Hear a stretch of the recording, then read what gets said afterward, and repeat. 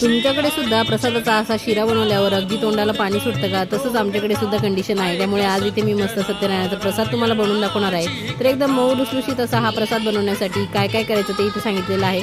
तर याचा detail video मी तुम्हाला अपलोड केलेला आहे, तो तुम्ही नक्की चॅनलवर जाऊन बघा। तिथे व्यवस्थित किती प्रमाण घेतलंय, कशा पद्धतीने आपण हे करायचं आहे, अगदी चिकट गिळगिळीत हा प्रसाद होऊ नये यासाठी काय काय प्रिकॉशन्स घ्यायचे हे इथे मी तुम्हाला सगळं सांगितलेलं आहे। तर इथे बघा, आपण सव्वाच्या प्रमाणामध्ये सव्वा वाटी तूप, सव्वा वाटी रवा, सव्वा वाटी साखर आणि 3 वाट्या एवढं दूध मी उकळायला ठेवलेलं होतं। तर इथे उकळतं दूधच आपल्याला या प्रसादामध्ये टाकून घ्यायचंय। संपूर्ण साहित्य व्यवस्थित इथे परतून घ्यायचंय। अगदी मंद गॅसवर रवा तुपामध्ये टाकून भाजायचा आहे।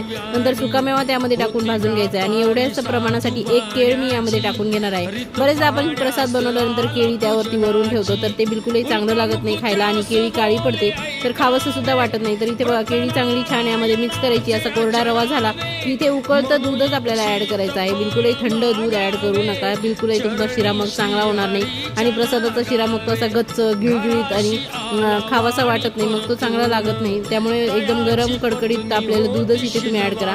साखर किंवा गूळ तुमच्या आवडीनुसार इथे तुम्ही ऍड करू शकता। सुरुवातीला साखरेचा किंवा गुळाचा असा पाकच तयार होणार या प्रसादाच्या शिऱ्यामध्ये आणि नंतर चांगलं याला असं सतत ढवळत राहिल्याने तो घट्ट होतो छान आणि आळून येतो पाक त्यातला आणि मस्त असा मोकळा मोकळा प्रसाद तयार होतो। तर शेवटी वेलची पूड इथे टाकून घेतली आणि प्रसादाचा शिरा इथे रेडी झालेला आहे। तर साईडला बघा, असं इथे एकदम चकाकी आलेली आहे आणि मस्त असं बाजूने तूप सुटते, म्हणजे प्रसाद तुमचा रेडी झालेला आहे। तर नक्की ट्राय करून बघा। थँक्यू।